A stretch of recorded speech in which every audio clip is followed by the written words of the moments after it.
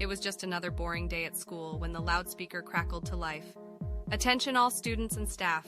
We are now entering lockdown mode. Please lock all doors and windows and stay in your classrooms until further notice. I remember feeling nervous, but also a little bit excited. I had always secretly enjoyed lockdown drills because they made me feel like I was in a movie or a TV show. But this time was different. The silence was eerie, and there was a sense of urgency that I couldn't quite shake. As we waited in our classroom, rumors started to fly. Someone had seen a suspicious person walking around the school grounds, and there were reports of strange noises and movement in the hallway. I tried to stay calm, but my heart was pounding in my chest. Hours went by, but the lockdown showed no signs of ending. We were running low on food and water, and the tension was starting to get to everyone. I could feel my nerves fraying, and I knew I wasn't the only one. Finally, the police arrived to lift the lockdown. But when we did a head count, one student was missing. It was my friend Sarah. She had been in the bathroom when the lockdown started, and no one had seen her since. A frantic search ensued, but Sarah was nowhere to be found. The police questioned us all, but no one had seen or heard anything. It was like she had just vanished into thin air. Days turned into weeks, and weeks turned into months. Sarah never returned, and no one ever found out what had happened to her. The school implemented new safety measures, and we all tried to move on with our lives. But the memory of that day and the mystery of Sarah's disappearance haunted me for years to come. I was sitting in math class when it happened. Suddenly there was a loud bang, and then another one, and another. We all froze, and then our teacher sprang into action, locking the door and telling us to get down on the floor. I was scared out of my mind, but I was also confused. What was happening? Who was shooting? And then I heard a voice that I recognized, shouting my name. It was my dad. He was standing outside the classroom, gun in hand, yelling that he had come to take me with him. I couldn't believe it. I had heard my parents fighting about custody, but I never thought it would come to this. My classmates were huddled together, crying and praying, but I couldn't stay there. I had to do something. So I crawled over to the door and tried to talk to my dad through the crack. I said something along the lines of, "Daddy, please, you're scaring everyone." But he was beyond reason. He was screaming and pacing and waving the gun around, and I could see that he was getting angrier and more desperate by the second. I didn't know what to do. I was trapped in that classroom with my dad outside and the police on their way. All I could do was wait and hope that somehow, some way, it would all end without anyone getting hurt. And eventually, it did. My dad surrendered to the police, and I was reunited with my mom. I never got a chance to see my dad after that day until a couple of weeks after I turned 18.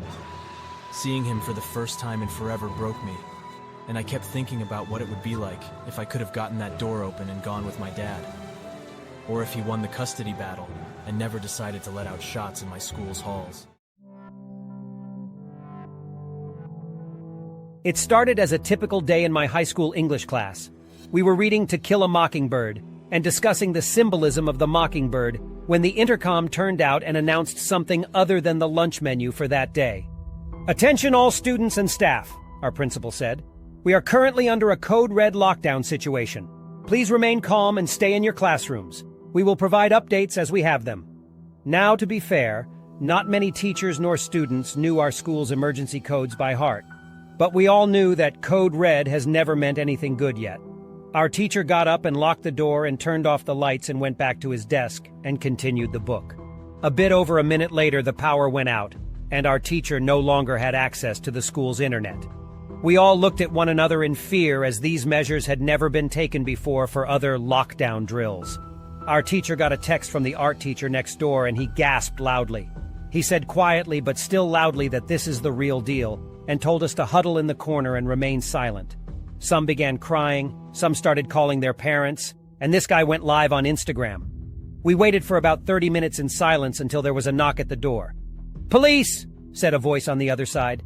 "Let us in." Our teacher waited until his fifth request to let them inside before approaching the door. We could hear their police radios chirping, but we were still cautious.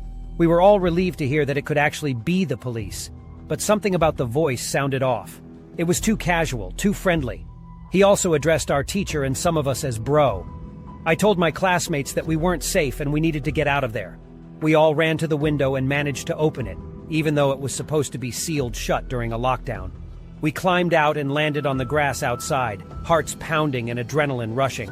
We didn't know where to go, but we knew we had to keep moving. We stayed low and walked around the building, staying hidden and avoiding the main entrance. Eventually, we saw police cars pulling up, and we knew it was safe to come out. We approached one of the officers and explained what had happened, and that's when we found out that the person at the door had actually been a detective sent to investigate a 911 call of an active shooter on campus, despite operations appearing to be standard on school grounds. I didn't know whether to feel embarrassed, relieved, or brave. But I knew goddamn sure that I never wanted to be in that situation ever again. One day, we were on lunch break when one guy approached another guy and started screaming in his face. He said something along the lines of, "You son of a bitch, I am going to fuck you up," along with a handful of slurs. He began swinging, and then the other guy started swinging back. Then his friends jumped in, and then friends of friends jumped in. Then friends of friends of friends jumped in. It got to the point where half of the school was fighting. The monitors tried to stop them, but then the monitors ended up getting wailed on. One of the monitors had a taser for his protection, I assume, and when he got overpowered, one of the fighters used it on his opponents. Then 3 students decided to steal the golf cart's monitors used for transport, and the entire school went ballistic. Teachers decided to lock themselves in their classrooms, as my English teacher said, and I quote, "Acting security guard or hall monitor is not mentioned anywhere in my resume or paycheck." Our school administrators didn't know what to do. They declared it a riot and sounded the lockdown alarms. Moments later, SWAT arrived at our school and detained more students that day than students receiving an honor roll award the day before. I learned from a friend that the guy who initiated the confrontation's girlfriend cheated on him with the guy he approached.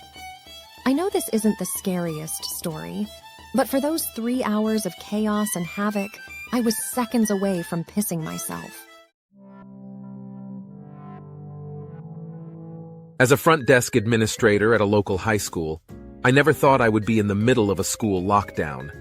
But that's precisely where I found myself when the alarms went off and the announcements started blaring through the speakers. At first, I assumed it was just another drill, but something about the tone of the principal's voice made me nervous. As I quickly tried to lock up the front desk, I heard footsteps coming down the hallway. I looked down, and I saw a man frolicking down the hallway, telling me that he was dropping off lunch for his daughter, and then the alarms went off.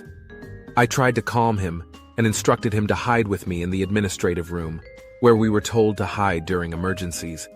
After locking the door behind me, we sat in the corner, and I took out my phone and told him I was going to see if I could reach out to someone to see what was going on. He started crying, and I assumed he was scared as this event wasn't that long after a school shooting in a neighboring state.